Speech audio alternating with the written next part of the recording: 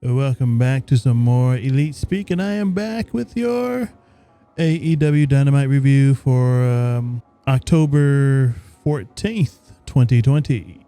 And it was the anniversary episode of a Dynamite, celebrating their 1 year since the first show aired on October 2nd, 2019, last year. And it was a pretty good show. A few minor hiccups, but overall it was a good show, in my opinion. First match, we had the Best Friends versus FTR. This match started with Cash shoulder tackling Chuck Taylor. They then lock it up as Cash tags in Dax. Chuck then gets the better of him with some arm drags. Trent then gets a tag and he picks up where Chuck left off on Dax. Harwood then grabs Trent's hair and chops him in the corner. He then returns the favor with his own chops. Harwood. FTR later double teams Trent with a catapult into the ropes. They then knock him outside of the ring. Spills back into the ring later as Wheeler wrenches Trent's neck for a bit. Trent does not tap. He refuses to tap. He then comes back with a clothesline, but Dax cut Trent off as FTR continues to isolate him. Dax then backdrops Trent off the top rope and Cash grabs a 2 count for it. Cash then went for a Vader bomb, but Trent got his knees up. Chuck then gets the hot tag and he runs wild on FTR, and he then hits a tope con hilo to the outside. He then hits his Falcon Arrow, and then Dax kicks out at 2. No one kicks out the Falcon Arrow. He didn't go to that bit this time. Tully then sweeps Chuck's leg as he went for a vertical, and he gets a 2 count as a result for FTR. They then hit the soul food half and half, followed by a Trent knee strike, and they get a 2 count for it. FTR then gets an assisted powerbomb, followed by a flatline to Trent for a 2 count. And at this point, Trent is alone in the ring. His partner Chuck is not on the apron. Harwood then went for a back suplex on Trent, but he turned it into a crossbody for a broken up 2 count. FTR then goes for their mind breaker double team finisher, but Chuck stops it, and instead they hit the crunchy finisher and gets a broken 2 count for that. Later the fight spills outside and FTR sends Trent into an arcade cabinet that Penelope Ford was playing on prior to the match. Kip was upset at this. Kip then says, "Go get him." He told Penelope to go get him. She ran up the ramp and backstage to go get someone, which we all assumed would be Miro. Chuck later went for an awful waffle, but FTR steals one with a belt shot to Chuck for the win. Post-match, Miro attacks the Best Friends. He's upset that they destroyed his arcade cabinet. He got a promo at the end of this, beat down, and he says, "You break my shite, it's game over." After that, we had a tag team match that featured Miro and Kip. It was Lee Johnson and Maluda versus Miro and Kip. Miro shows his power as he manhandles Maluda. Miro then nails Lee Johnson. He's just straight up mugging these guys at this point. Miro then tags in Kip, and Kip gets a splash off to Maluda and then immediately tags Miro back into the match. Miro then puts the hurt on Maluda for a bit. Then he puts his camel clutch game over finisher hold submission on Maluda, which gets him to tap for the win. He continues to look strong. Miro continues to look good. A lot of folks are clamoring for him to ditch Kip, but all that will come in due time. Right now, just enjoy the ride. Enjoy the ride. Miro he definitely looks better than he did the week that he fought Joey Janela and Sonny Kiss. That's for sure. Eventually, we'll get him in a singles capacity, but right now, he's doing his thing with Kip. So we'll see where that goes. Next up, we had an MJF segment. He says that he accomplished more on TV than anyone in the crowd has in their entire lives as he puts down the audience. He then says Jericho is coming out to listen to his groundbreaking announcement. All of the inner circle is wearing their jackets except for Sammy. Actually, he did have a jacket, but it turns out he didn't want to put it on. Jericho then demands that Sammy puts on the jacket. The reason why Sammy didn't want to wear it was because it was too oversized. It was too big for Sammy. It was about a 5X jacket. So he looked funny. And this was a comedy spot, which was nice. It worked. After that, MJF calls Jericho a genetic freak. He then talks about his hair. And then MJF wanted to touch Jericho's hair.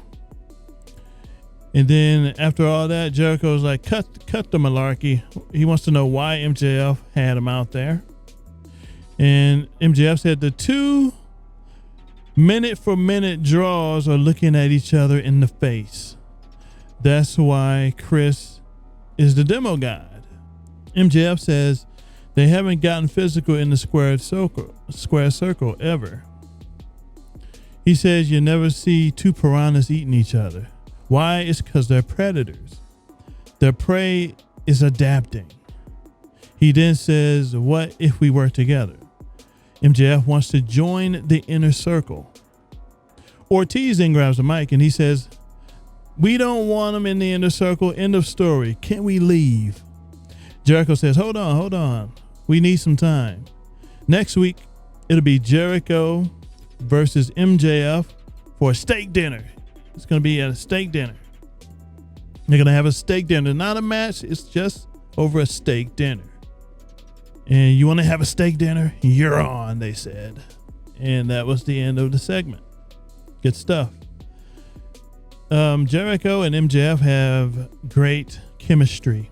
If these two had a show, I'm sure people would eat that up because their bits together in ring, their segments, their promos together have all been great. So we'll see where this goes. I like what we're getting so far. So I don't want him to join the inner circle though. But it seems like that's where it may be leading. Jericho could be getting ousted. And maybe MJF takes it over for a bit. That's been thrown around. Maybe MJF doesn't join. Maybe he joins, but he's in it for a bit. And maybe he screws them over somehow. Makes them weaker or whatever. But we'll see where it goes. It's unpredictable. We don't know where this is going to go.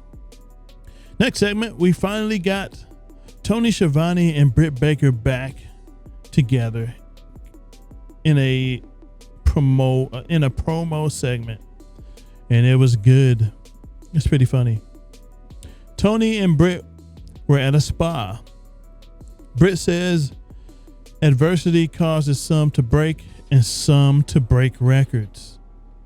Reba comes in with her rules flip board thingy to be the baddest bitch on the block.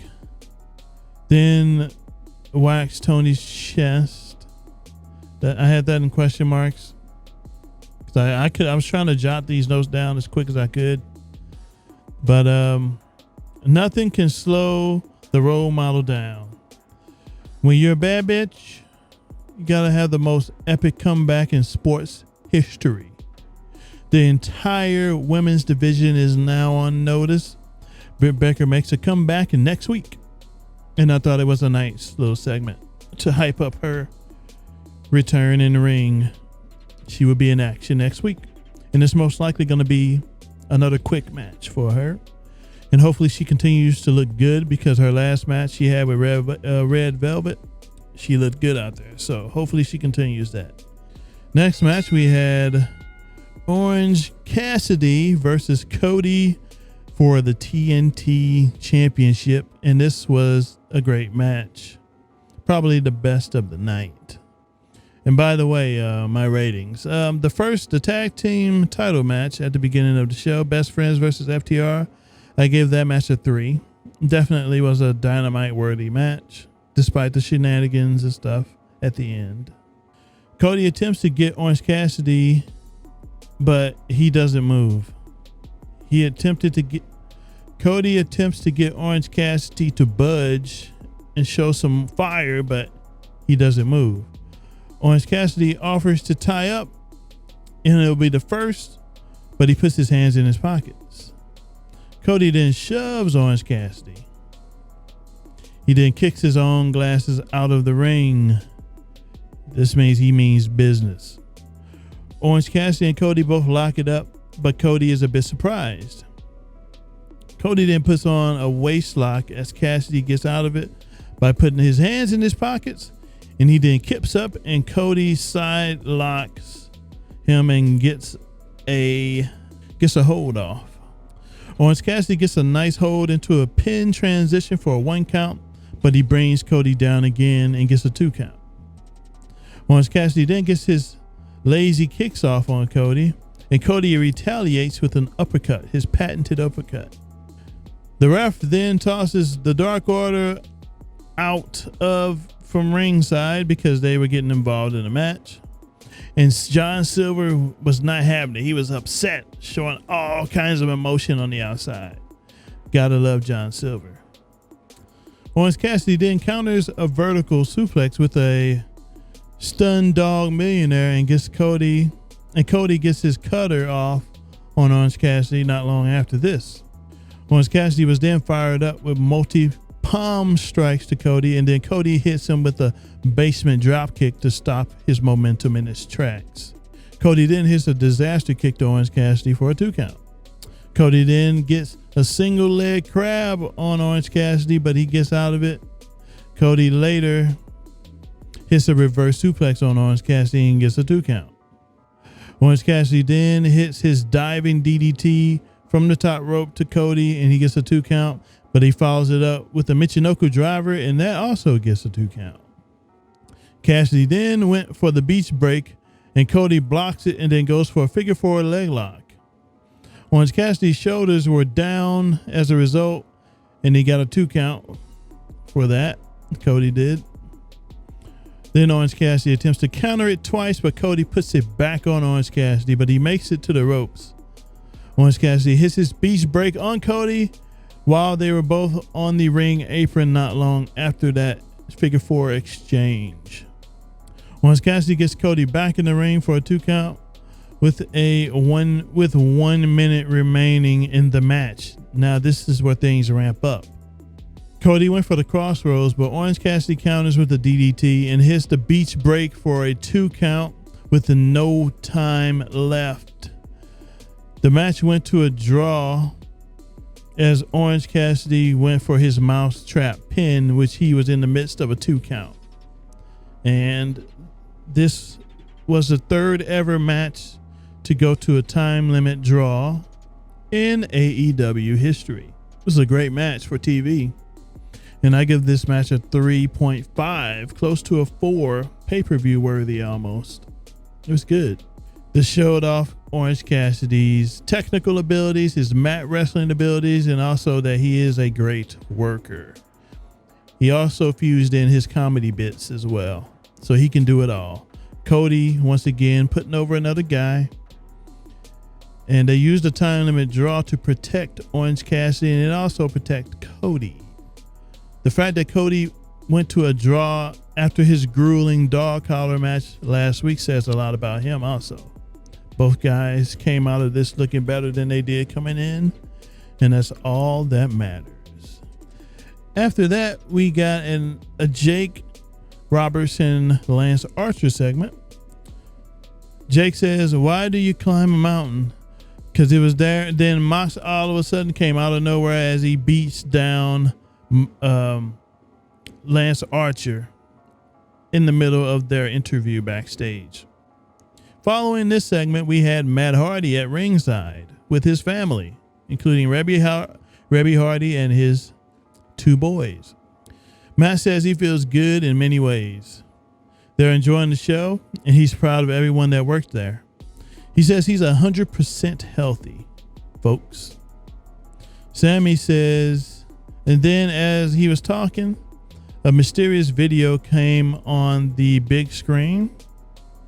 And it showed someone wearing a black hoodie burning various Matt Hardy pictures. And as the person revealed themselves, it turned out to be Sammy Guevara. So the feud is indeed not over yet. They're going back to it. Sammy says he attacked Matt. He burned some pictures of Hardy, and he says every week they clear him. It's not over till they send him home for good. And then Matt Hardy responds with his first choice of business is now Sammy Guevara. This is a curious choice. Maybe they want to make right by this feud and end it on a good note instead of how it ended back at All Out. We'll see. I just hope they don't do anything too crazy that will raise people's suspicions once again. Just stick to a regular, normal match. You don't need to do all this fancy stuff. Get your stuff done. Do it safely, and you'll be fine. Just gotta hope they do. Just gotta hope this feud does not remain cursed. The next segment, we had teams outlined for a 4-way tag match next week to determine number one contenders for FTR's tag belts. This was all done in a gold tumbler. These guys were selected at random. First team selected, John Silver and Alex Reynolds of the Dark Order. Second team was the Butcher and the Blade. And the first team was the Private Party. And the last team, just as I figured it would be, was, you guessed it, the Young Bucks. We already know who's going to win that. And I predict it will be the Young Bucks.